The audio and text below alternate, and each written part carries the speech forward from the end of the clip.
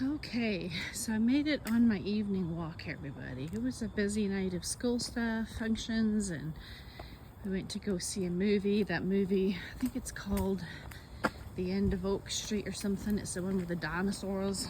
We went to the neighborhood, and then the cat pinned me down, so I had to move her out of the way to go on the walk. But here I am, still pushing through every night on my little walks. And like I've said before, I'm a super deep thinker, and walking is kind of like me processing the day, all my thoughts filing in the way in a little filing cabinet, so that way when I go to bed I'm not trying to process all of that kind of like I usually do. So as I'm walking through my neighborhood, I often ponder on many things, which is wonderful because I think that we're so distracted by social media and by devices and everything else that we don't really give ourselves a whole lot of time to just think and ponder and process.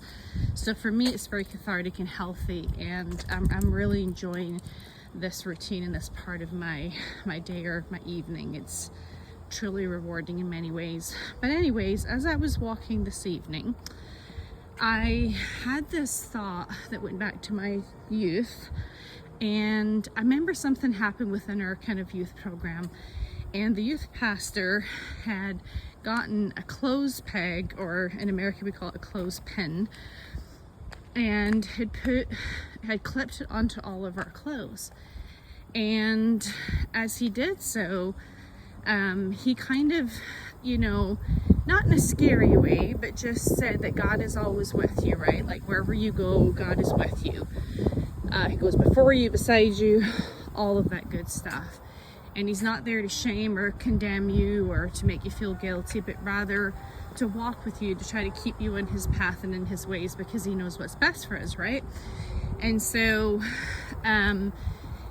he said, not that God comes to, like I said, condemn or guilt or shame, but as you walk with God, the closer you walk with him, the more you know his word, know his ways, the more you're on his path, the more convicted you become. And so he talked about integrity. We had a whole lesson on integrity that I've never ever forgotten.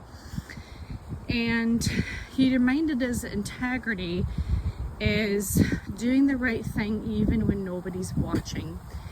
And I think it's so true for all of us that we often put the best foot forward and do all the right things when people are watching, right?